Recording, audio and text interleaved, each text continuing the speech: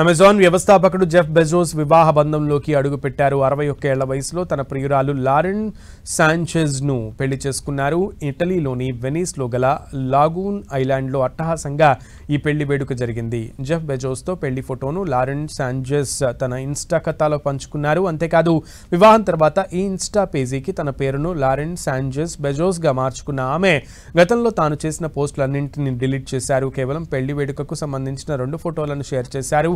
ఈ వివాహ వేడుకకు పలువురు ప్రముఖులు హాజరై కొత్త జంటకు శుభాకాంక్షలు తెలిపారు. అమెరికా అధ్యక్షుడు డొనాల్డ్ ట్రంప్ కుమార్తె ఇవాంకా, ఆమె భర్త జారెడ్ కుష్నర్, అలాగే ప్రముఖ journalist Oprah Winfrey, Kim Kardashian, Khloe Kardashian, Jordan Rania తదితరులు ఈ వేడుకకు హాజరైనట్లు తెలుస్తోంది. ఇక జెఫ్ బెజోస్, లారెన్లు 2018 నుంచే డేటింగ్లో ఉన్నారు. అయితే 2019 వరకు ఆ విషయం బయటకు రాలేదు.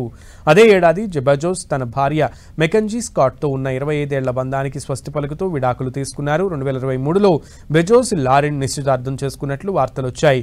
ఈ సందర్భంగా $2.5 మిలియన్ విలువైన వజ్రాల ఉంగరాన్ని అమెజాన్ అధిపతి ఆమెకు ఇచ్చినట్లుగా వార్తలు కూడా వైరల్ అయ్యాయి.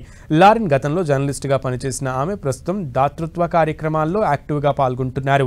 గత కొన్ని రోజులుగా జెఫ్ బెజోస్ వివాహం వెనీస్ నగరంలో జరపొద్దంటూ పెద్ద ఎత్తున నిరసనలు జరిగాయి. 3 రోజుల పాటు సెలబ్రిటీల రాకపోకలు నగరాన్ని స్తంభింపజేస్తాయని ఆందోళన వ్యక్తం చేస్తూ నో స్పేస్ ఫర్ బెజోస్ పేరుతో ఆందోళనలు చేశారు. నగరంలో పలు చోట్ల బెజోస్ ఫోటోతో కూడిన భారీ బ్యానర్లను ఏర్పాటు చేశారు. వివాహం మరుసటి రోజు నూతన దంపతులు పార్టీ నిర్వహించే ప్రాంతంలో ఆందోళనలకు పిలుపునివ్వడంతో నిర్వాహకులు వేదికను మార్చినట్లు తెలుస్తోంది. మరోవైపు వెనీస్ మేయర్ మాత్రం ఈ సెలబ్రిటీ వెడ్డింగ్ కు మద్దతు పలికారు. స్థానికంగా ఎంతో వ్యాపారం జరుగుతుందని, ఆతిథ్యం, రవాణా రంగాలకు ఎంతో ప్రయోజనం చేకూరుతుందన్నారు. వేడుకకు సరఫరా చేసే వస్తువుల్లో 80% స్థానిక విక్రేతల నుంచే తీసుకోనున్నట్లుగా నిర్వాహకులు ప్రకటించారు. ఎట్టకేలకు వీరి వివాహం అట్టహాసంగా ముగియడంతో నెట్టింట ఈ జంటకు శుభాకాంక్షలు తెలుపుతున్నారు.